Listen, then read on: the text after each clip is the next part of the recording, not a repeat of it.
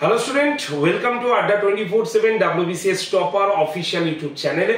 আমি সুমিত স্যার এবং আজকে তোমাদের সঙ্গে পরিচয় করাতে এসেছি একজন এমন, এখন অ্যাসপিরেন্ট বলবো না, কারণ 5ই জুন 2022 WBCS এর রেজাল্ট আউট হয়ে গেছে, তাই নট অ্যাসপিরেন্ট, ইনি এখন WBCS এ গ্রেড এবং শুধু তাই নয়, র্যাঙ্ক হচ্ছে 54। তো স্যারের সঙ্গে পরিচয় করাবো। স্যার হচ্ছেন অভিজিৎ দাস। ওয়েলকাম টু আড্ডা 24/7 WBCS topper sir. Thank you sir. কেমন আছেন বলুন? হ্যাঁ স্যার, রেজাল্টের পর থেকে তো খুবই ভালো আছি। খুবই ভালো। স্যারের স্ট্রাগলটাও কিন্তু অনেক বড়, ঠিক আছে? যদিও স্যারের বয়স কিন্তু খুব একটা বেশি নয়, কিন্তু এই বয়সের মধ্যে ডেডিকেটলি যে স্ট্রাগল করেছে এবং বাড়ির থেকে অনেক দূরে গিয়ে থেকে পড়াশুনো করে অ্যাচিভমেন্ট করেছে, তার ছোট্ট গল্প কিন্তু তোমাদের শোনাবো। তাই যারা যারা এখন এই শোটি দেখছো, প্রত্যেকে একটু শোর লিঙ্কটা শেয়ার করে দাও তোমাদের বন্ধু বান্ধবদের কাছে। খুব বেশি বড় নয়, অনেক কিছু ইন্টারেস্টিং স্যারের কাছ থেকে আমরা জানবো। যে তোমরা বলো না, যে অনেকেই বলো যে আমার তো সায়েন্স গ্রুপ, আমি কি WBCS দিতে পারবো, বা WBCS তো হচ্ছেই না, তাহলে কি আমরা প্রস্তুতি নেব, বা WBCS ন্যাকটা তোমাদের মধ্যে এখনো জন্মায়নি। তো এরকম অনেক কিছু প্রশ্ন তোমরা কিন্তু আশেপাশে সবার কাছ থেকে জিজ্ঞাসা করো, এবং শুধু তাই নয়, এমনও হয়েছে তোমরা ওই জায়গাটা থেকেও সরে এসছো। কিন্তু আজকে এই স্যার অভিজিৎ দাস স্যারের যদি আমরা সত্যি কাহিনীটা শুনি, তোমাদের প্রিপারেশনের ক্ষেত্রে এবং তোমরা যে ডিসিশন নিয়েছো সেই ক্ষেত্রে অনেকটাই কিন্তু বদল আনা যেতে পারে। তাই প্রথম থেকে শেষ পর্যন্ত দেখার অনুরোধ থাকলো। স্যারের সঙ্গে অনেক কিছু কথা বলবো যেগুলো তোমাদের কিন্তু ভীষণভাবে জরুরি। তো স্যার, তো ওয়েলকাম তো করেই দিলাম। তো এবার আমাদের এই যে স্টুডেন্টরা যারা দীর্ঘদিন ধরে, অনেকেই আছে যারা দীর্ঘদিন ধরে WBCS পড়াশোনা করছে, তো তাদের মানে জীবনে বা তাদের পড়ার ক্ষেত্রে অনেক প্রশ্ন জন্মায়, যেগুলো তারা আমার কাছে শেয়ার করে, যেহেতু আমি WBCSটাকে দেখি না। তো সেই ক্ষেত্রে প্রথমেই কংগ্রাচুলেশন বলবো, অবশ্যই কংগ্রাচুলেশন, কারণ খুব বেশি দিনের স্ট্রাগল নয় এটা, ঠিক আছে? খুব বেশি দিনের নয় যে দীর্ঘান্তর করছে, কারণ স্যারকে দেখে তোমরা বুঝতেই পারছো স্যারের বয়স বিশেষ কিছুটা। তো এই ছোট স্ট্রাগলে উদ্বুদ্ধকরণ, মানে WBCS, প্রথম প্রশ্নটা সবাই করে যে WBCS যে চিন্তা ভাবনাটা করা হলো, সেই চিন্তাটা এলো কি করে, নাকি এমনি আসলো? কারোর দ্বারা কি প্রভাবিত বা অনুপ্রাণিত বা প্রেশার এরকম কিছু ছিল নাকি? প্রথমে বলি, আমার সম্পর্কে ছোট্ট করে একটু বলি। আমি হুগলি জেলার কামারপুকুরের অন্তর্গত। তো আমি বিলং করি জেনারেলি একটি ব্লক লেভেল থেকে। তো সেখানে আমাদের যে ব্লকের যে local BDO, block development officer, ওনাকে দেখে আমার প্রথম ইন্সপিরেশন, ওনাই আমার প্রথম ইন্সপিরেশন। তো এক্ষেত্রে আসার জন্য যে মেন পুশ যেটা আমার জন্য ছিল, বা মেন ইন্সপিরেশন যেটা ছিল, সেটা ছিল সোশ্যাল রেসপেক্ট। আফটার অল আমরা সবাই কোনো না কোনো প্রফেশনে যাব, লাইফে ইনকাম থাকবে, সব কিছুই থাকবে, বাট যে সোশ্যাল রেসপেক্ট, ওটা আমার মতে এটা একটা আইডিয়াল প্রফেশন যেখানে আমি সোশ্যাল রেসপেক্ট, রেকগনিশন সব কিছু পাবো। আফটার অল হ্যাঁ, গুড স্যালারি স্ট্রাকচার সব কিছুই আছে। তো এটা আমার জন্য একটা ইন্সপিরেশনের মতো কাজ করেছে। আচ্ছা, তো সেক্ষেত্রে আমি চয়েস করেছিলাম WBCS as my career option. And after a long journey, মানে আমার জার্নি স্টার্ট হয়েছিল 2020 থেকে। দীর্ঘ 5 বছর পর আফটার অল আমি সাকসেস পেয়েছি। যাই হোক, সেই কষ্টের দিনগুলো এখন হয়তো মনে পড়লে অনেকটাই এখন সেটা ভালো লাগে। তো এটাই। তো বুঝতেই পারছো, দেখো তোমরা অনেকগুলো উত্তর পেয়ে গেছো, ঠিক আছে? আসবো, সব বিষয় নিয়ে আসবো। এই যে কষ্টের জার্নি, এই কষ্টটার জার্নি এখন মনে করলে কিন্তু ভালো লাগছে, কিন্তু যখন কষ্টটা হচ্ছিল তখন কিন্তু আর ভালো লাগছিল না। এই কথাটাই আমরা বারবার তোমাদের বলি যে দেখো, রাস্তা চলছো, রাস্তায় বেরিয়েছো, রাস্তায় যদি বাম্পার না থাকে, রাস্তায় যদি গর্ত না থাকে, তাহলে রাস্তা তো হয় না। তো জীবনে চলার পথে সেটা তো আসবেই। তো আসবো, গল্পে আসবো। সব থেকে ইন্টারেস্টিং যে প্রশ্নটা করবো স্যারকে, সেটা হচ্ছে, স্যার আপনার সাবজেক্টটা একবার বলে দিন স্টুডেন্টকে, আর অপশনাল কি নিয়েছেন সেটা বলুন। আচ্ছা, আমার গ্র্যাজুয়েশন আর মাস্টার্স ইন কেমিস্ট্রি, কিন্তু আমার অপশনাল ছিল হচ্ছে হিস্ট্রি। এটা হয়তো অনেকের মনেই কোশ্চেন জাগবে যে স্যার কেমিস্ট্রি নিয়ে কেন হিস্ট্রি অপশনাল। তো সেক্ষেত্রে আমি বলবো যে তখন আমি যখন হোস্টেলে থাকতাম তখন আমার হোস্টেলের কিছু সিনিয়র্স ছিলেন যারা যারা হচ্ছে ডব্লিউবিসিএস এর জন্য প্রিপারেশন নিচ্ছিলেন। তো তাদের এক্ষেত্রে একটা মতবাদ ছিল যে যেহেতু হিস্ট্রি বা অ্যানথ্রোপোলজি যেগুলো অনেক স্টুডেন্ট নেয়, সেক্ষেত্রে মার্কস ওঠার ব্যাপারটা একটা ভাইটাল পয়েন্ট। তো তারপরে আমি যখন নিলাম হিস্ট্রি চুজ করে নিলাম, তখন আমি বুঝতে পারলাম যে এটা একটা মিথ টাইপের, যে অনেকে নিচ্ছে মানে ভালো মার্কস উঠবে, এটা কিন্তু সত্যি কথা নয়। কারণ এক্ষেত্রে লেখার কোয়ালিটিটাই সব। তো এক্ষেত্রে যারা এই ভিডিওটা তোমরা দেখছো সকলের জন্য আমি বলছি যে এক্ষেত্রে অপশনাল চুজ না করাটাই বেটার অপশন আমার মতে। কারণ এক্ষেত্রে সাবজেক্টের প্রতি একটা ভালো লাগাটা সব থেকে মোস্ট ইম্পর্টেন্ট পয়েন্ট। তো এটা ছিল না যে আমার হিস্ট্রি ভালো লাগতো না, আমি চেয়েছিলাম কি জিএস এর মধ্যেও এমন একটা সাবজেক্ট হবে যেটাতে মার্কসও আসবে এবং যেটা আমার ভালো লাগার মধ্যেও হবে, এবং আমাদের পেপার 1 মানে প্রিলিমস মেন্স দুটোতেই কাজে এসে যাবে। তো সেক্ষেত্রে এটার হিস্ট্রির যে একটা সিলেবাসটা আমার অপশনাল সিলেবাসের সাথে অনেকটা অ্যালাইন করেছিল। তো এক্ষেত্রে আমাকে অনেক হেল্প করেছিল।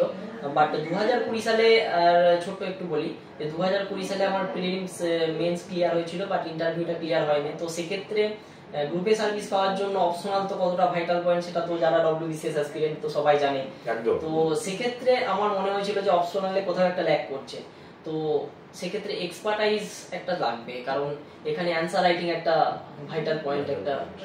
তো সেক্ষেত্রে আমি বলবো যে এক্ষেত্রে আমার যদি ছোট একটা সাজেশন দেওয়ার থাকে, তো সেক্ষেত্রে আমি বলবো প্রত্যেকেই যারা ভাবছো যে অপশনাল কি চুজ করব, তাহলে তাদের যেই সাবজেক্ট ভালো লাগার সাবজেক্ট সেটা চুজ করাটাই আমার মতে বেটার অপশন। বলেছিলাম যে অপশনাল চুজ করার নিয়মটাই এটা, যে যেটা এক নম্বর হচ্ছে তোমার ভালোবাসার সাবজেক্ট তো হতেই হবে। আর একটা কথা জানো তো, এক ঢিলে দুই পাখি, মানে হচ্ছে এমন তুমি টপিক নাও বা সাবজেক্ট নিয়ে নাও যে সাবজেক্টটা তোমার দুদিকেই কাজে লাগে। তো সেই হিসাবেই কে সায়েন্স থেকে আসছে কে কমার্স থেকে আসছে এটা কোনো ম্যাটার করে না। যেটা তোমাকে বারবার বলেছি, তার জলজ্যান্ত উদাহরণ আমার পাশে তোমাদের সামনে বসে রয়েছে। তো স্বাভাবিকভাবে তোমরা তোমাদের অপশনাল চুজ করতে পারো। স্যারকে আমি ইন্টারভিউয়ে কি কি কোশ্চেন জিজ্ঞাসা করেছিল সেটা নিয়েও আসবো। আমি জানি তোমাদের এটা বিশাল বড় একটা কৌতূহল, ঠিক আছে, আসবো। তো তার আগে স্যার এক্ষেত্রে আমি একটা কথা বললাম, সেটা ক্ল্যারিফিকেশন দিলাম না। এই যে নাম্বার আসার ব্যাপারটা, যে এই সাবজেক্ট নিলে এই নাম্বার আসতে পারে, বেশি নাম্বার আসতে পারে, এটাতে কম নাম্বার আসতে পারে, এটা সম্পূর্ণ মিথ। তুমি যেমন লিখবে, যেমন তোমার অ্যান্সার রাইটিং হবে, সেক্ষেত্রে তোমার ইভালুয়েশন হবে সেইভাবে এবং মার্কস সেরকম ক্যারি করবে। তো এক্ষেত্রে ফার্স্ট প্রায়োরিটি হওয়া উচিত যে আমার কোনটাতে ভালো লাগা আছে, তবেই সেই সাবজেক্টটাতে আমি এক্সপার্টাইজ অর্জন করতে পারবো। একদম একদম। স্যার একটা প্রশ্ন করি, যারা এখনো আমাদের ডব্লিউবিসিএস এর মাঝখানে, মানে 2024-এর এক্সামটা হলো না আমাদের, এখনো 25-এর ওবিসি কেস নিয়ে একটা সমস্যা রয়েছে। আচ্ছা, এর মধ্যেও তো যারা কলেজ পাস করছে, গ্র্যাজুয়েশন পাস করছে, তো তারা মানে ডব্লিউবিসিএস এর দিকে কি এগোনোটা এই মুহূর্তে ঠিক হবে, নাকি এরকম যে তুমি ডব্লিউবিসিএস কে লক্ষ্য রাখো কিন্তু তোমার যত পরীক্ষা আছে তোমার এজের মধ্যে, কোয়ালিফিকেশনের মধ্যে সেটা তুমি কভার করো? এটা কি কোনটা গেলে একটা গ্র্যাজুয়েশনের স্টুডেন্টের, গ্র্যাজুয়েশন পাস করা স্টুডেন্টের এটা সুবিধা হয়, বা গ্র্যাজুয়েশনে পড়তে পড়তে তারা একটা কনসেপ্ট ক্লিয়ার করে নিতে পারে? একটু যদি আপনি স্টুডেন্টদের বলেন, তাহলে এখানে অনেক স্টুডেন্ট আছে যারা গ্র্যাজুয়েশন করছে বা গ্র্যাজুয়েশন পাস করেছে কিন্তু সঠিক রাস্তাটা ধরতে পারছে না। ডব্লিউবিসিএস পছন্দ কিন্তু ডব্লিউবিসিএস দিকে এগোতে পারছে না। তো তাদের জন্য একটু যদি আপনি কিছু মেসেজ দেন। আচ্ছা স্যার, এক্ষেত্রে আমার একটা কথাই বলার যে ডব্লিউবিসিএস আমার টার্গেট আমি একমাত্র ডব্লিউবিসিএস দেবো আর কিছু এক্সাম দেবো না, এটা সম্পূর্ণ ভুল। কারণ আফটার অল আমাদের একটা জব দরকার। তো সেক্ষেত্রে অন্য জব পেয়ে গেলে সেক্ষেত্রে একটা কনফিডেন্স লেভেলটা অনেকটা এনহ্যান্স হয়ে যায়। তো হ্যাঁ, ডব্লিউবিসিএস টার্গেট যদি পার্টিকুলার হয়, ডব্লিউবিসিএস এর দিকেই আমি এগোবো। বাট অন্যান্য এক্সামগুলো দিলেও কনফিডেন্স লেভেলটা বাড়ে, প্র্যাকটিস লেভেলটা বাড়ে, তো সেক্ষেত্রে আরো সহজ হয়ে যায়। তো অন্যান্য এক্সামও দিতে হবে বা দেওয়া উচিত আমার মতে বলে। এটা এটা এটা সত্যি খুব সত্যি ঠিক কথাই বলেছে। এরকম অনেকে বলেন ডব্লিউবিসিএস যখন তুমি ডব্লিউবিসিএস দিকে পড়ে থাকো, না ভাই, তোমার লক্ষ্য ঠিক আছে, তুমি পড়ছো ঠিক আছে, কিন্তু সবার না দিনের শেষে একটা স্যাটিসফ্যাকশনের ব্যাপার থাকে, আর সেটা কি, সেটা একটা জব।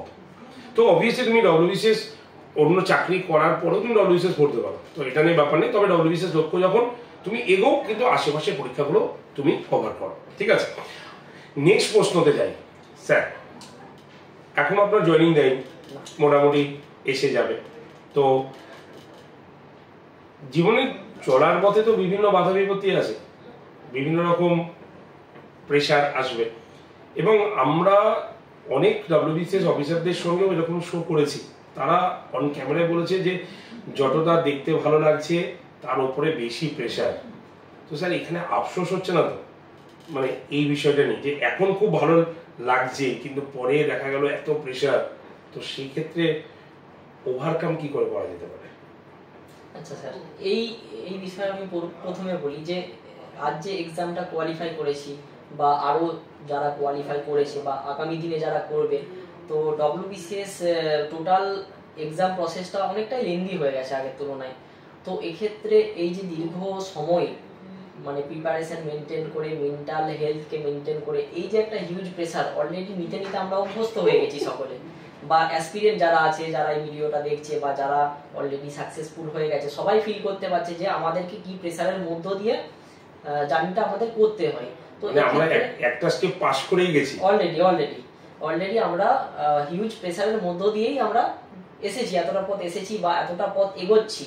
তো সেক্ষেত্রে আমার মনে হয় না আগামী দিনে যে প্রেসারগুলো আছে সেগুলোকে হ্যান্ডেল করতে কোনো অসুবিধা হবে। যেহেতু এই প্রেসারটা সহজে হ্যান্ডেল করতে পেরেছি, তো আগামী দিনের প্রেসারটাও সহজে হ্যান্ডেল করতে পারবো।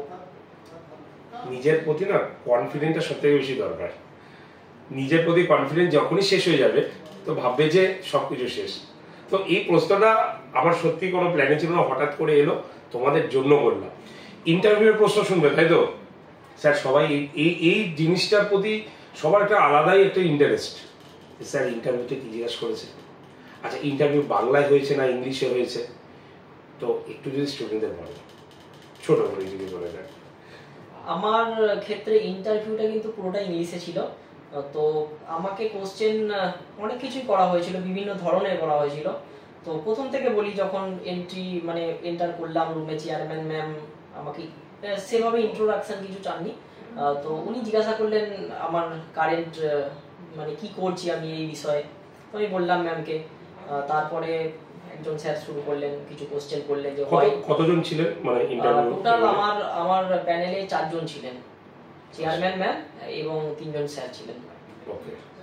তো তারপরে হচ্ছে একজন স্যার কোশ্চেন শুরু করলেন। তিনি হচ্ছে কোশ্চেন বলতে সেভাবে কিছু না, মানে জাস্ট কনভারসেশন, মানে অ্যাকচুয়ালি তো আমরা যেটাকে ইন্টারভিউ বলি, এটা তো ইন্টারভিউ তো না, পার্সোনালিটি টেস্ট। ওখানে ওনারা আমাদের পার্সোনালিটিটাকে টেস্ট করে যে আদৌ আমরা যে পোস্টের জন্য অ্যাপ্লাই করেছি, যে সার্ভিসে আমরা যেতে চাইছি, সেটার জন্য কতটা সুইটেবল, আমাদের পার্সোনালিটি কতটা সুইটেবল, কতটা সেই পদে আমরা যোগ্য, সেটাকে যাচাই করার জন্য অ্যাকচুয়ালি সেই পার্সোনালিটি টেস্ট। তো তারপরে স্যার আমাকে কিছু কোয়েশ্চেন করলেন যে ওয়াই ডব্লিউবিসিএস। আমার ফার্স্ট প্রেফারেন্স ছিল এক্সিকিউটিভ, সেকেন্ড প্রেফারেন্স ছিল রেভিনিউ সার্ভিস। তো why executive as first choice? তো আমি সেখানে স্যারকে যথারীতি উত্তর দিলাম। তারপরে এই রিলেটেড কিছু অ্যাক্ট, মানে যে আমার যেহেতু এক্সিকিউটিভ ফার্স্ট চয়েস ছিল, তো ফার্স্ট পোস্টিং কি হিসাবে হয় বললাম ব্লক ডেভেলপমেন্ট অফিসার। তো ব্লক ডেভেলপমেন্ট অফিসার কোন অ্যাক্টের আন্ডারে কাজ করে, এই রিলেটেড আদার্স কিছু। তারপরে হচ্ছে আইপিসি বা সিআরপিসি এগুলোকে চেঞ্জ হয়েছে, এগুলোর কারেন্ট স্ট্যাটাস কি, কারেন্ট নাম কি হয়েছে, সেগুলো কেন চেঞ্জ করা হলো, মানে সেটার রেলিভেন্স কি, যদি চেঞ্জ না করা হতো বা যদি চেঞ্জ এই যে এখন করা হয়েছে সেখানে কি নতুন অ্যাড করা হয়েছে বা কিছু সেখান থেকে বাদ দিয়ে দেওয়া হয়েছে কিনা, সেগুলো আমি বললাম। তারপরে স্যার আমার লোকালিটিতে একটা ইস্যু আছে, যদি আমার লোকালিটি থেকে যারা দেখছে তারা হয়তো জানবে যে ওখানে ওই গোঘাটের কাছে একটা, গোঘাটের সাথে বিষ্ণুপুরকে থ্রু রেল লাইন কানেক্ট করা হচ্ছে। তো সেখানে একটা ইস্যু দাঁড়িয়েছে ভাবাদিঘি রিলেটেড। তো ওইখানে ওই ইস্যুটা রিলেটেড স্যার একটা কোশ্চেন করলেন, সেটাকে এক্সপ্লেন করতে বললেন। সেখানকার পিপলদের কি ডিম্যান্ড আছে সেটাকে এক্সপ্লেন করতে বললেন। এটাই, ওই পর্যন্ত ওই স্যার কোশ্চেন করলেন। তারপরে আরেকজন স্যার কিছু পলিটি থেকে আর্টিকেল রিলেটেড কিছু কোশ্চেন করলেন। আর আরেকজন স্যার তিনি কোশ্চেন কিছু করেননি, বাট তিনি হয়তো আই থিঙ্ক তিনি হয়তো আমাকে অবজার্ভ করছিলেন, আমার পার্সোনালিটি অবজার্ভ করছিলেন। আমরা 3 জন 3 রকম কাজ করছিলাম। আচ্ছা, আমি একটা জিজ্ঞাসা করি, আপনি বললেন ওই যে কেন আপনি এই গ্রেডটা চুজ করেছেন, তার উত্তরে কি বলেছিলেন? Executive executive as first choice. তো এক্সিকিউটিভ অ্যাজ ফার্স্ট চয়েস আমি ওটাই বলেছিলাম যে আমি ব্লগ লেভেল থেকে যেহেতু বিলং করি, আমি ছোটবেলা থেকে দেখে আসি যে ভিডিও বা ব্লগ ডেভেলপমেন্ট অফিসার যেটা আমার ফার্স্ট পোস্টিং হতে চলেছে। তো সেক্ষেত্রে মানে আমরা যেভাবে দেখি ওনাদেরকে অফিসার, ওটার বাইরে মানে গভর্নমেন্টের অ্যাকচুয়ালি ওনাদের যে কাজ আমরা যে যতটুকু জানি আর কি, যে গভর্নমেন্টের পলিসিগুলোকে প্রপার ইমপ্লিমেন্টেশন করা, পাবলিক সার্ভিস ডেলিভারিকে ফ্রুটফুলভাবে পাবলিক সার্ভিস ডেলিভারি করা। বাট এটার বাইরেও যদি বলা হয় যে মানুষের সাহায্য, মানে কি বলবো, ভগবানের যে দূত হিসাবে অনেকে মানুষ মানে যারা হচ্ছে ডাউন ট্রোডেন, বিশেষ করে down trodden section of the society, তো সেক্ষেত্রে কিছু ইনোভেটিভ ভাবে মানুষের সেবা করার এখানে সুযোগ আছে। তো সেটাকে যদি আমরা সঠিকভাবে কাজে লাগাতে পারি, তো এটাই আমার অ্যান্সার ছিল যে এই জন্য সার্ভিসটাকে আমার ভালো লাগে, যে কারণ এখানে অনেক কিছু করার আছে। যদি বলি আমরা যে করবো বললে অনেক কিছু করা যায়, তাতে করে হয়তো গোটা সোসাইটিটাকে আমরা চেঞ্জ করতে পারবো না, কিন্তু সোসাইটির কিছু অংশের মানুষের আমরা কিছু উপকারে আসতে পারবো। তো এরকম ছোট ছোট কন্ট্রিবিউশনই তো আমরা কিছু না কিছু অবদান রাখতে পারি। একদম এক্স্যাক্টলি। আচ্ছা, ইন্টারভিউতে এরকম কোনো কোশ্চেন করেছে যে কোশ্চেনটা ভাবতে হয়েছে, মানে হচ্ছে একটা আমরা মেন্টালি প্রিপারেশন নিয়ে যাই তো প্রত্যেক ইন্টারভিউতে, কিন্তু কোনো একটা ক্রিটিক্যাল কোশ্চেন করেছে, এরকম কিছু হয়েছে, মানে করা হয়েছে? মানে ক্রিটিক্যাল বলতে আমাকে আর্টিকেল রিলেটেড যে কোশ্চেনগুলো করছিল ওইগুলো সেই মোমেন্টে সব আমার মাথায় ছিল না। আচ্ছা। যেমন আমাকে করেছিল আর্টিকেল 17 এর সেকশন সি, এরকম কিছু সাব সেকশন আমাকে জিজ্ঞাসা করা হয়েছিল। তো সেক্ষেত্রে সেগুলো আমার মাথায় আসছিল না, সেগুলো আমি একটু ভাবলাম, দিয়ে বললাম sorry sir, I don't know, I can not recall. মোটামুটি কতক্ষণ ধরে ইন্টারভিউ হয়েছিল? নিয়ার অ্যাবাউট আমার 20 থেকে 22 মিনিট। 20 থেকে 22 মিনিট। আচ্ছা, আমি জিজ্ঞেস করছি, ইন্টারভিউতে কোনো কি হাস্য কিছু জিনিস হয়েছে, মানে হাসা বা এমন কিছু প্রশ্ন যেখানে সবকিছু হচ্ছে, মানে শুধু তো আর প্রশ্ন উত্তর আসে না, কিন্তু বিভিন্নভাবে একটা স্টুডেন্টের ইন্টারভিউ নেয় অ্যাসপিরেন্টদের, তো সেখানে কোনো হাস্য কৌতুক বিষয় হয়েছে? সেক্ষেত্রে আমার ক্ষেত্রে কিছু সেরকম হয়নি না। আচ্ছা, সব থেকে বড় কথা হচ্ছে ইন্টারভিউয়ের দিন কতটা ভয় ছিল? হ্যাঁ, ইন্টারভিউয়ের দিন নার্ভাসনেস তো খুবই কাজ করছিল, কারণ অলরেডি আমি সেই ইন্টারভিউ টেবিল থেকে একবার তো ব্যর্থ হয়ে ঘুরে এসেছি 2020 সালে। তো নার্ভাসনেস যথেষ্টই ছিল, কিন্তু তার সাথে সাথে এটাও মাথায় ছিল যে এবারে আমাকে করতেই হবে, যে কোনো ভাবে আমাকে সাকসেস পেতে হবে। তো তার জন্য ইন্টারভিউটা খুব ভাইটাল। অনেকে অ্যাসপিরেন্টদের মধ্যে অনেকে এটাও ভাবে যে আমি মেইনসে প্রচুর নাম্বার তুলে দিলাম, ইন্টারভিউটা মোটামুটি ভাবে সিরিয়াসলি না নিয়ে দিয়ে দিলে, কিন্তু সেক্ষেত্রে আমি একবার ফিল করেছি যে ইন্টারভিউটা এখানে খুবই ভাইটাল। তো সেক্ষেত্রে আমার প্রপার প্রিপারেশন, প্রপার ওয়েতে, এবং ইন্টারভিউতে যে নিজেকে রিপ্রেজেন্টেশন উইথ কনফিডেন্স, তো সেটা হচ্ছে একটা ভাইটাল পয়েন্ট। ব্যাস, এটা কিন্তু আজকের এই শোতে না সব থেকে মেইন জায়গাটা ছিল।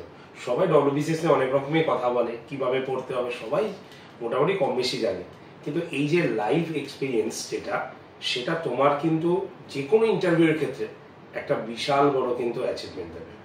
তো অনেকক্ষণ কথা হলো, জানি সময় এখন খুব একটা হবেও না, তো সেই হিসাবে নতুন অ্যাসপিরেন্টদের আপনি কি বলতেছেন?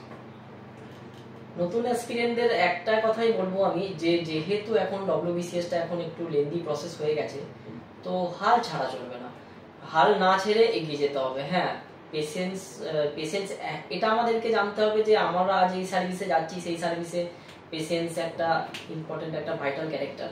তো সেক্ষেত্রে পেশেন্স রেখে হাল না ছেড়ে এগিয়ে গেলে আশা করি সাকসেস আসবেই, প্রত্যেকের জন্যই আসবে, যারা দেখছে সবারই জন্যই আসবে। আজ হয়তো আমার ক্ষেত্রে এসেছে, আমি আজ এখানে বলছি, কাল তোমরা যারা দেখছো তোমরাও এখানে এসে বলবে, তোমাদের সাকসেস স্টোরি শেয়ার করবে, তোমাদের লাইফ স্টোরি শেয়ার করবে, তোমাদের স্ট্রাগল নিয়ে আরো জুনিয়র অ্যাসপিরেন্টরা তারা শুনবে। তো হাল না ছেড়ে এগিয়ে গেলে সাকসেস আসবে, এটা আমার মনে হয়। একদম। তাহলে হাল ছেড়ো না, পড়াশোনা করো, ঠিক আছে? আড্ডা 247 কতটা হেল্প করেছে? আড্ডা 247 এর ইনিশিয়েটিভ যেগুলো ডব্লিউবিসিএস অ্যাসপিরেন্টদের জন্য খুবই হেল্পফুল, আমি অলরেডি বা নোটিস করেছি। তো সেক্ষেত্রে আমি বলবো যে আড্ডা 247 এর ইনিশিয়েটিভ এখনকার অ্যাসপিরেন্ট, আগামী দিনের অ্যাসপিরেন্টদের জন্য খুবই হেল্পফুল হতে চলেছে। তোমরা আড্ডা 247 এর সাথে অবশ্যই যুক্ত থেকো। আর শোনো, সবাই তো আর হয়তো এরকমও হয় যে পেড ব্যাচ নিতে পারে না, হতেই পারে, বা তুমি কোথাও পেড ব্যাচ পড়ছো, কিন্তু আমাদের যে আড্ডা 247 WBCS টপার চ্যানেলের যে ক্লাসগুলো যায়, সেই ক্লাসগুলোকে একটুখানি ভালো করে দেখো। স্যার কিন্তু দেখতেন। তো এরকম অনেকের আমরা চেষ্টা করি যতটা বেস্ট দেওয়া যায়, কিন্তু সেই বেস্টটা নিতে হবে তো তোমাকে, তাই অবশ্যই ক্লাস দেখতে হবে। তো আজকের সেশন এইটুকু পর্যন্তই রাখি। স্যারকে কিন্তু আমরা পাবো, এই সারপ্রাইজটা দিলাম, কারণ স্যার কিন্তু আসছেন। তো যাই হোক, পরেরটা পরে বলবো। তো স্যার, অসংখ্য ধন্যবাদ আপনাকে এই মূল্যবান সময় আমাদের এই প্ল্যাটফর্মে দেওয়ার জন্য। ধন্যবাদ। তাহলে তোমরা অবশ্যই কিন্তু চ্যানেলটিকে সাবস্ক্রাইব করো, এবং অবশ্যই প্রত্যেকটি ক্লাস একটা মিস যেন না হয়, ডেডিকেটলি পড়াশোনা শুরু করে দাও এখন থেকে, কারণ 2026-এ কিন্তু ভোট রয়েছে, আর তার মধ্যেই পরীক্ষা কিন্তু হবে, বলে গেলাম। তাই তো স্যার, আশা রাখতে পারি তো? অবশ্যই। চলো, best of luck. Thank you.